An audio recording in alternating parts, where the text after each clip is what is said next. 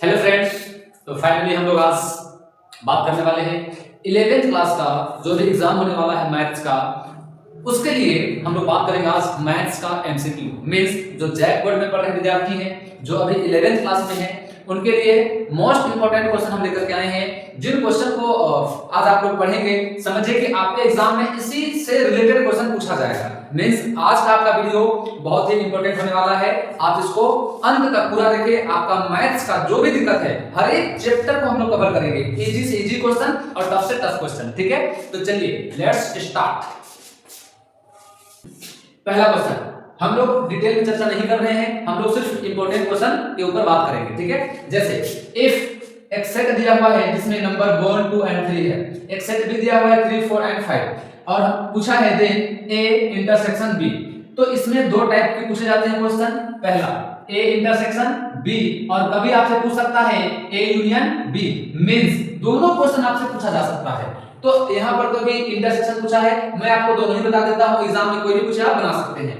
तो इंटरसेक्शन में क्या होता है, जो दोनों में कॉमन पार्ट है, जो दोनों में दिखाई पड़ता होगा उसको लिख दीजिए।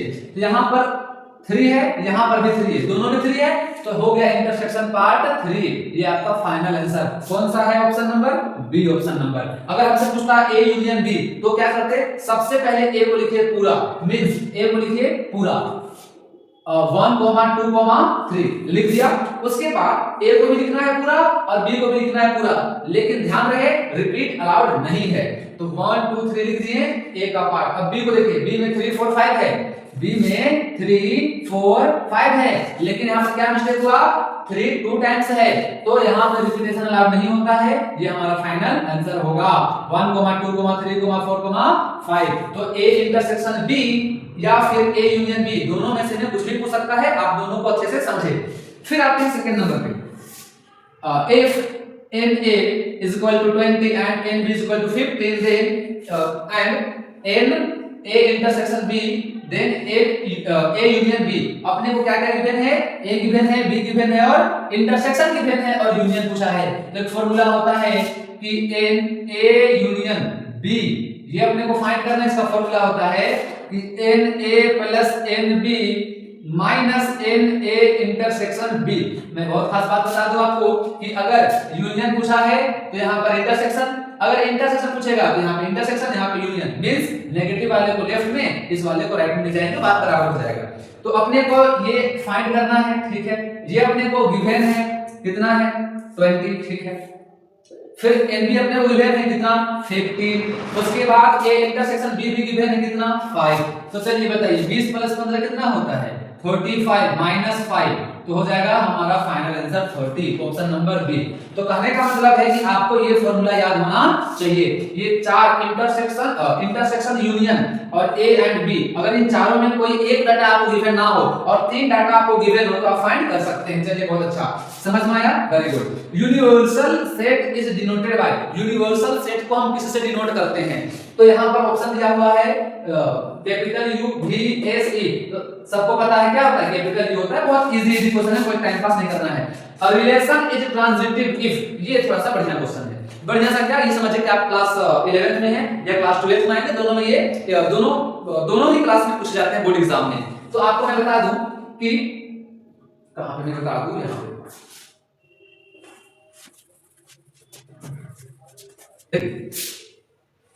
इफ A का रिलेशन B के साथ है एंड B का रिलेशन C के साथ है, A का रिलेशन B के साथ है, B का रिलेशन C के साथ है, तो अवश्य से समझिए अगर A की दोस्ती, मान लीजिए अनीता की दोस्ती विनीता के साथ है और विनीता की दोस्ती किसके साथ है? चंपा के साथ है, तो क्या अनीता का दोस्ती भी चंपा के साथ होगा? होगा ना? तो अनीता का दोस्ती भी चंपा के साथ होगा।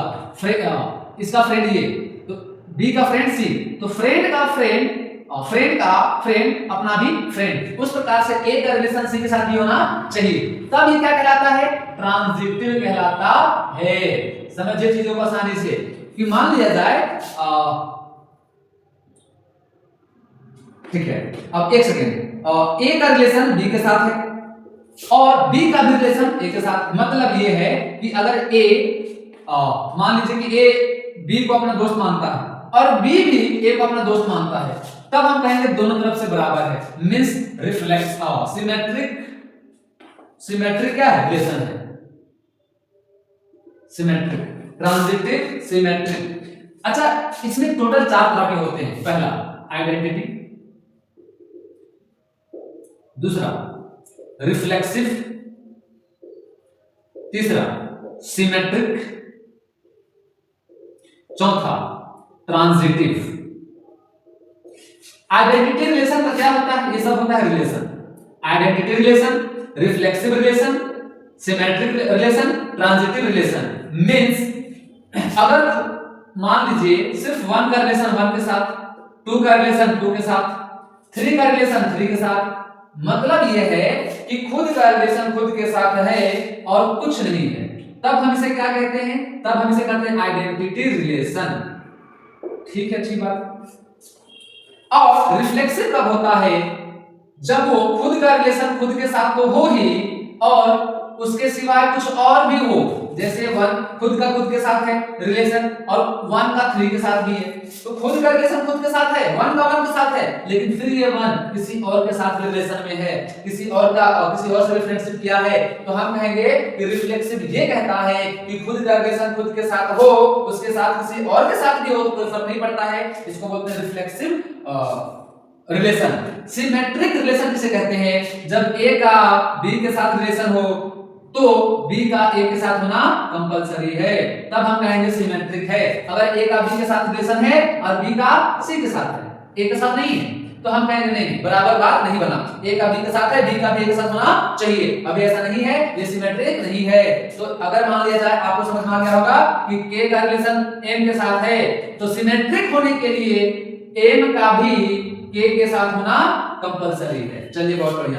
ट्रांजिटिव में क्या जानते हैं कि ए का रिलेशन बी के साथ है, मान लिया जाए तो है ट्रांजिटिव, लेकिन ए का बी के साथ रिलेशन है, अरे बी का भाई साहब किसी और के साथ फ्रेंडशिप है, तो ए को भी सी के बारे में जानकारी होना चाहिए। तो ए कोमा सी ये कंडीशन पे और ये कंडीशन पे ट्रांजिटिव होगा। एक ऐसा कंडीशन आएगा जब वो ट्रांजिटिव नहीं होगा, जैसे ए का रिलेशन बी के साथ, ठीक है, बी का सी के साथ, लेकिन ए को सी का कोई भनक नहीं है, तब ये दो कंडीशन पे क्या होता है कि वो ट्रांजिटिव नहीं होता है। तो यहाँ पे क्या जाना, अगर एक कोमा बी है ट्रांजिटिव है, सिर्फ 2 चीज है ट्रांजिटिव नहीं है, 3 चीज है तो ट्रांजिटिव है, ट्रांजिटिव है, ट्रांजिटिव नहीं है, ट्रांजिटिव है, इस टाइप से कहानी चलता है। तो ये तीनों चारों रिलेशन अगर मान लिया जाए, ये चारों, हालांकि ये जो है ना, वो ये जो आइडेंटिटी जो यहाँ पे लिखा हुआ है ये सब है, रिफ्लेक्सिव भी है, सिमेट्रिक भी है, ट्रांजिटिव भी है, आइडेंटिटी भी है, सब है। और खासकर आपको मैं बता दूं कि जो तीनों होता है उसका नाम क्या है, उसका नाम क्या, जो तीनों रिलेशन में है उसको क्या बोलते हैं हम लोग, बताइए। चलिए फटाफट बताइए क्या होगा। जो रिफ्लेक्सिव भी हो, सिमेट्रिक भी हो, ट्रांजिटिव भी हो, उसका नाम क्या है, फटाफट बोलिए। Equivalence, equivalence. जो तीनों होगा उसे इक्विवेलेंस कहेंगे। किसी को डाउट है तो पूछिए भाई साहब। चलिए हम लोग बढ़ते हैं नेक्स्ट।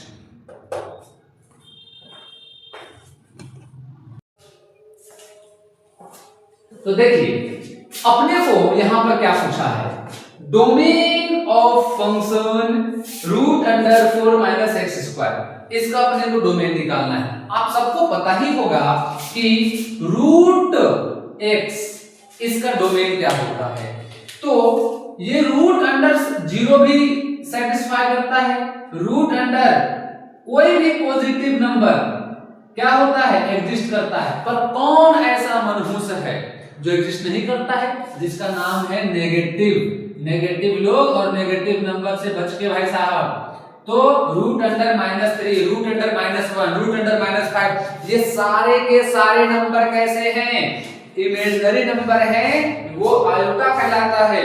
अभी के लिए ये एग्जिस्ट नहीं करेगा, मींस हम कहेंगे x का वैल्यू 0 भी पुट कर सकते हैं और पॉजिटिव नंबर भी पुट कर सकते हैं, मींस 0 से बड़ा क्या नहीं पुट कर सकते हैं, तो x लेस देन 0 हम ये पुट नहीं कर सकते हैं। तो क्या क्या पुट कर सकते हैं, ये भी और ये भी, दोनों का मिक्स क्या हो जाएगा, x ग्रेटर देन और इक्वल टू 0, मींस या तो x 0 के बराबर होगा या तो उससे बड़ा। लेकिन यहाँ पर क्या है 4 माइनस एक्स स्क्वायर, तो यहाँ पर root under 4 minus X square को हम कहेंगे ये अंदर वाला ओवरऑल 0 के बराबर भी हो सकता है, उससे बड़ा भी हो सकता है। तो ये 4 माइनस एक्स स्क्वायर को हम कहेंगे 2 का स्क्वायर माइनस एक्स का स्क्वायर। तो यहाँ से a square minus B square के फॉर्मूले में ब्रेक होगा a प्लस बी और a माइनस बी। तो यहाँ से क्या प्राप्त होगा, चलिए बताइएगा फटाफट। ये हो जाएगा 2 प्लस एक्स, ये ग्रेटर देन और इक्वल टू 0, मीन्स यहां से x ग्रेटर देन और equal to 2 minus 2, right side जाएगा तो -2, मीन्स x का वैल्यू -2 से बड़ा होना चाहिए। ये भाई साहब क्या चाहता है 2 माइनस एक्स ग्रेटर देन और इक्वल टू 0। ये क्या चाहता है यहां से x को उधर ले जाइए, तो x लेस देन और इक्वल टू 2, मीन्स x का वैल्यू या तो आप 2 के बराबर या 2 से छोटा, -2 के बराबर या उससे बड़ा, मतलब -2 और +2 के बीच में ले सकते हैं। तो x बिलोंग्स टू ये हो जाएगा आपका -2 से लेकर +2। आप इसको क्लोज इंटरवल देंगे क्योंकि 2 को भी लेना है। तो ऑप्शन कौन सा हो जाएगा -2 से लेकर +2। ये हमारा फाइनल आंसर। उम्मीद करते हैं आपको यहां तक समझ में आ गया होगा। Next is value of sin 30। बेकार क्वेश्चन टाइम पास नहीं बताएंगे। sin 30 का वैल्यू क्या होता है 1/2। हां सही है 1/2।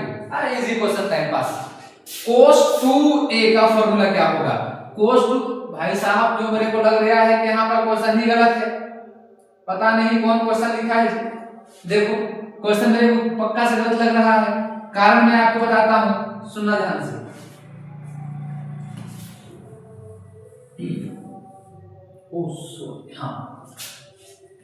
cos 2a का फॉर्मूला 3 होता है, cos square a minus sin square a, ठीक है।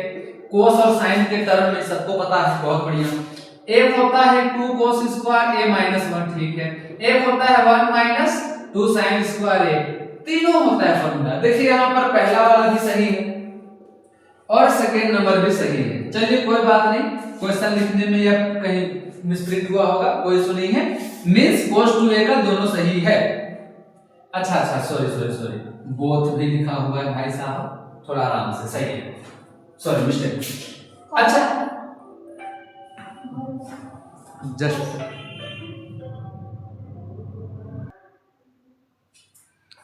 ओके तो फाइनली देखिए अब हम लोग बात करने वाले हैं period of sin x।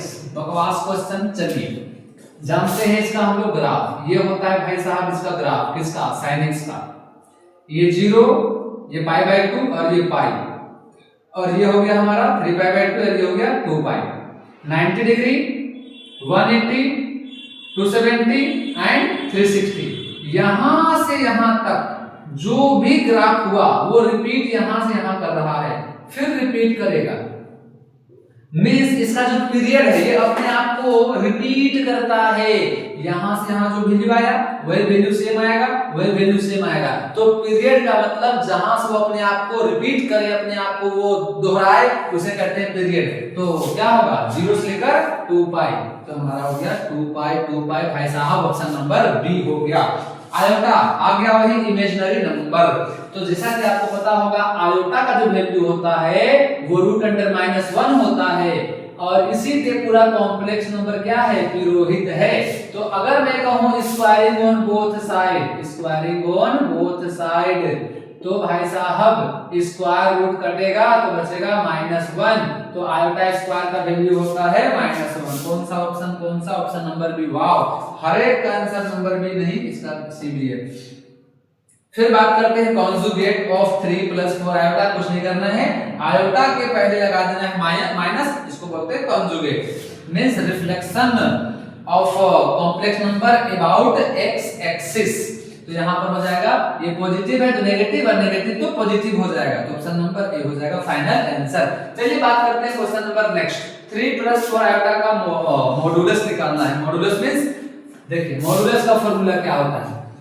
Modulus का फॉर्मूला होता है रूट अंडर ए स्क्वायर प्लस बी स्क्वायर। तो आप कह सकते हैं ये होता है ए, ये होता है बी। तो ए का स्क्वायर मींस 3 का स्क्वायर मतलब 9, बी मींस 4, 4 का स्क्वायर 16। तो ये हो जाएगा रूट 25 मींस 5 हो जाएगा, हां कि ना। चलिए भाई मजा आ गया, बहुत इजी क्वेश्चन था। नेचर ऑफ रूट्स, रूट्स का बताना है अपने को नेचर। देखिए क्वेश्चन में लिखा हुआ नहीं है पर कोई बात नहीं। नेचर ऑफ रूट्स कोई बात नहीं।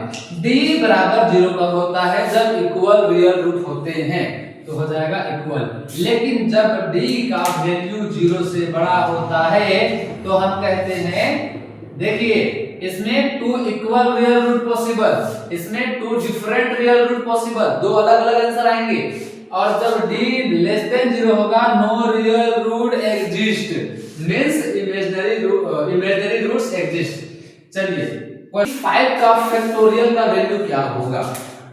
तो 5 का फैक्टोरियल होता है, इसको तब तक मल्टीप्लाई करिए जब तक ये 1 ना हो जाए। Means 5 into 4 into 3 into 2 into 1 means 5 4 जा 20, 3 2 जा 6, 6 2 जा 120 मींस 5 का फैक्टोरियल क्या आएगा? 120। अगर आपको कहीं पर पूछेगा 3 का बताइए फैक्टोरियल तो हम कहेंगे 3 into 2 into 1 तो 3 2 जा 6। 2 का फैक्टोरियल 2 into 1, इसको तब तक मल्टीप्लाई करना है जब तक ये 1 ना हो जाए। 2 1 जा 2। कोई पूछेगा 4 का फैक्टोरियल तो क्या कहेंगे? 4 into 3 into 2 into 1 4 3 जा 12, 12 2 जा 24। एक बहुत ही खास बात मैं आपको बता दूं कि 0 का फैक्टोरियल भी 1 होता है, 1 का फैक्टोरियल भी 1 होता है, नेगेटिव का कोई फैक्टोरियल नहीं होता है। चलिए बहुत बढ़िया, वेरी गुड। नेक्स्ट में आइए।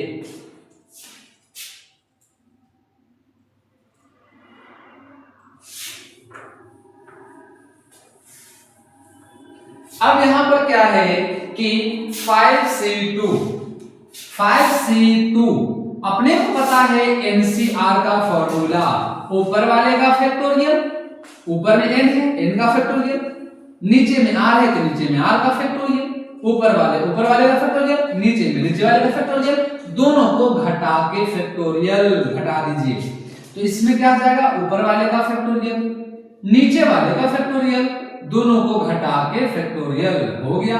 अब इसको सॉल्व करेंगे। 5 का फैक्टोरियल को क्या बोलेंगे? अभी मैंने बताया 5 गुना 4 गुना 3 गुना 2 गुना 1 अपॉन 2 का फैक्टोरियल को 2 गुना 1 और 3 को बोलेंगे 3 गुना 2 गुना 1।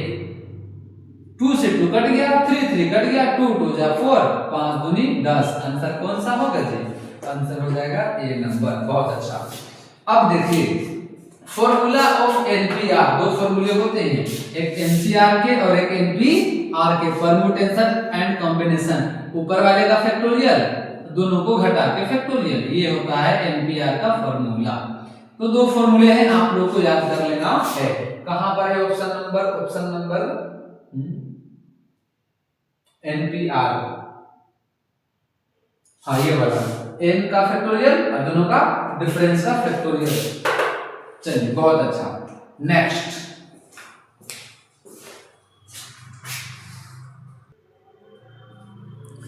चलिए तो आगे फिर से नया question. Next question, general term in a plus b का पावर n इज, तो क्या होगा? आप लोगों को पता होगा कि x प्लस y का पावर n का जो जनरल टर्म होता है वो NCR, ये y का पावर है, ये पावर सेम, और x का पावर n माइनस r। तो आप लोग बताएं कि a प्लस b का पावर n का जनरल टर्म क्या होगा? NCR, b का पावर r, ये यहाँ पर a का पावर n माइनस r, ये होता है जनरल टर्म का फॉर्मूला। तो इसका मतलब ऑप्शन नंबर ए हो जाएगा correct answer. The middle term in 1 plus x का पावर 6। तो मैं आपको बता दूं पिछला साल एग्जाम में पूछा था कि 1 plus x का पावर था 10 और पूछा था कि the number of terms in the expansion of this इसमें नंबर ऑफ टर्म्स कितने होंगे? तो नंबर ऑफ टर्म्स 11 होंगे, एक ज्यादा। अगर यहाँ पर मान लिया जाए 20 होता तो नंबर ऑफ टर्म्स 21 होगा सही आंसर। ये एग्जाम में आपका पूछा हुआ क्वेश्चन है, तो मैं आपको बता दूं उसी से रिलेटेड ये भी क्वेश्चन है। इसमें अगर 6 लिखा हुआ है तो नंबर ऑफ टर्म्स कितने होंगे? 7। तो मान लिया जाए 1 2 3 4 5 6 एंड 7, नंबर ऑफ टर्म्स 7 हो गया। 3 गया लेफ्ट में, 3 गया राइट में, तो मिडिल टर्म कौन सा हुआ? 1 2 3 4, फोर्थ टर्म हो गया मिडिल टर्म। तो यहाँ पर हो जाएगा ऑप्शन नंबर बी। पर एग्जाम में कैसे बनाएंगे? देखिए ऐसे बनाएंगे, 6 है उसका आधा कर देंगे, ये n है इसका आधा कर देंगे, 1 जोड़ देंगे, ये हमारा हो जाता है फॉर्मूला। मतलब answer 6/2 3, 3 + 1 4th term is middle term of this expansion. Very good. Next question में आओ जी। कोएफिशिएंट ऑफ x² इन इतना, तो यहाँ पर इसको दो तरीके से बना सकते हैं। एक तो a + b का पावर 4 लगा देंगे पास्कल ट्रायंगल के यूज से, या फिर लगा देंगे बायनोमियल थ्योरम के हेल्प से, या तो पास्कल ट्रायंगल या तो बायनोमियल थ्योरम। जैसे कि मैं आपको बता दूं इसका फॉर्मूला, a + b का पावर 4 का फॉर्मूला क्या होता है? a + b का पावर 4। अगर आपको लगाना है मान लिया जाए ये पास्कल ट्रायंगल 1 1 1 1 2 1 1 3 3 1 1 4 6 4 1, ये क्या कर रहे हैं सर आप इतना स्पीड में? मैं कुछ नहीं कर रहा हूं, बस देखते जाओ। 1 4 6 4 1 बता ही देता हूं। सबसे पहले 1 लिखना, फिर 2 बार 1 लिखना, फिर 1 लिखना, 1 + 1 2, फिर लास्ट में 1। यहां पर भी 1 1 + 2 3, 2 + 1 3, लास्ट में भी 1, फर्स्ट में 1 लास्ट में 1, फिर से 1 1 + 3 4, 3 + 1 3 6, फिर से 4, फिर से 1। ये हमारा हो जाएगा a + b का पावर 4 का फॉर्मूला। अच्छा ऐसा भी होता है क्या? होगा होगा वेट, ये हो जाएगा a + b का पावर 3 का फॉर्मूला। तो करना क्या है सर? ab से मल्टीप्लाई करना है, और पावर 4 है इसलिए 4 3 2 1 यहां पर भी ab 1 से, तो ये 0 4 3 2 1 0। लिखिए फॉर्मूला, a का power 4 + 4a³ b + 6a² b² + 4ab³ + b का पावर 4, ये हो जाता है फॉर्मूला ऑफ a + b का पावर 4 का। तो अब हम यहां से कहेंगे कि a के प्लेस में है 1 और x के प्लेस पे है 4। मैं इसको आप लोगों को एक और भी आसान शॉर्टकट में बता सकता हूं। वेट, तो a में है 1 और b में है x का पावर 4, तो जहां जहां a है वहां वहां 1 पुट कर दीजिए, जहां जहां b है वहां वहां x पुट कर दीजिए। ये हो गया 1, a में तो 1 पुट करना है, तो ये हो जाएगा 4x, ये हो जाएगा 6x², ये हो जाएगा 4x³, ये हो जाएगा x का पावर 4। जहां जहां a में a था वहां 1 पुट कर दिए, b के प्लेस पे x पुट कर दिए, तो यहां पर x² का कोएफिशिएंट क्या बचा? 6। तो वही पूछा है x² का कोएफिशिएंट, मतलब कि इसका कोएफिशिएंट क्या होगा? 6। तो final answer is 6, option number ए। इसको आप ऐसे भी बना सकते थे फॉर्मूला के तौर पे, ये फॉर्मूला लग जाएगा NCR b का पावर r a का पावर n - r। तो बताइए a + b का पावर n के प्लेस पे क्या है? 4, r तो खैर r है भाई साहब, b का वैल्यू है a + b का वैल्यू है x, और a का वैल्यू है 1, 1 का पावर कुछ नहीं 1 ही होगा। तो ये बच गया हमारे पास। ये जो x का पावर r है ये क्या होना चाहिए? x का स्क्वायर होना चाहिए, क्योंकि x का स्क्वायर बोला है तो x बेस सेम है, पावर भी सेम होगा, तो r का वैल्यू 2 आ गया, यहाँ पर पुट कर दीजिए 4c2, r का वैल्यू आ गया, दोनों में पुट कर देंगे, x का पावर 2, तो x² का कोएफिशिएंट 4c2 बच गया। 4c2 का वैल्यू कैसे निकालते हैं? ऊपर वाले का फैक्टोरियल, नीचे वाले का फैक्टोरियल, और दोनों को घटा के फैक्टोरियल। तो ऊपर बचेगा 4 × 3 × 2 × 1, नीचे बचेगा 2 × 1 × 2 × 1, 2 2 कट गया, 2 2 जा 4, 2 3 जा 6, तो फाइनल आंसर हमारा 6 आ गया। तो ये दो मेथड था, आपको जो ठीक लगे आप बना सकते हैं। इन डिटेल आराम से चर्चा करने का टाइम नहीं है, इसलिए मैं ऊपर ऊपर पार कर दे रहा हूं। बाकी आप पास्कल ट्रेगर सबको पता होगा, पास्कल ट्रेगर से भी आप लोग इसको बना सकते हैं। ये जो भी मैंने यहाँ पर फॉर्मूलास बनाया वो खासकर जेईई मेंस के लिए इंपॉर्टेंट होता है, ठीक है। चलिए अब देखिए आगे, अब हम लोग बात करते हैं, बकवास क्वेश्चन है next. 10th term of AP 2,5,8 is 10th term निकालना है, टाइम पास। फर्स्ट क्वेश्चन ए का वैल्यू 2 है, कॉमन डिफरेंस a2 a1 3 होगा, तो 10th टर्म का फॉर्मूला होता है a plus 9d because an is equal to a plus n minus 1 into d होता है। तो बोलिए n है तो यहाँ पर एक घट जाता है, तो इसीलिए 10 है तो ये घट के 9 बचेगा, तो a10 is equal to a का वैल्यू है 2 और d का वैल्यू है 3। 3 into 9 क्या होगा 27 means 29 final answer option number A होगा। आगे बढ़ते हैं, formula of first N natural number. तो फर्स्ट एंड नेचुरल नंबर है formula of sum of first N natural number होगा यहाँ पर। Formula of sum of first N natural number. तो 1 + 2 + 3 + 4 + 5 अगर ये रहेगा n टर्म्स तक, इसका अगर समेशन सम निकालना है तो फार्मूला क्या होता है, सबको पता है, बहुत तरीके से निकाल सकते हैं। First plus last into last का आधा, ये होगा n into n + 1/2। Option number कौन सा, ऑप्शन नंबर ए। चलिए अभी तो फटाफट से आंसर ए आ रहा है। आगे बात करते हैं हम लोग,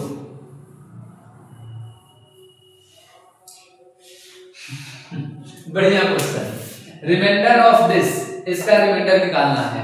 पहले 64 का पावर 64 निकालिए, कितना आता है, उसका पावर 64 निकालिए, तो 64 को मल्टीप्लाई कीजिए 64 टाइम्स, तब तो वैल्यू आएगा, फिर मल्टीप्लाई कीजिए 64 टाइम्स, तो करोड़ों अरबों आएगा, ठीक है। उसको फिर डिवाइड करना है 7 से, तो पता नहीं कितना आएगा। तो ये क्वेश्चन है, ऑप्शन नंबर दिया हुआ है, ये बीच में डाल दिया गया क्वेश्चन, ये आपके बोर्ड एग्जाम के लिए नहीं है। अगर आप चाहते हो जेईई मेंस एग्जाम देना तो बस उसके लिए बीच में ये क्वेश्चन दे दिया गया है, ऐसे टाइम पास के लिए, थोड़ा मजा भी आना चाहिए।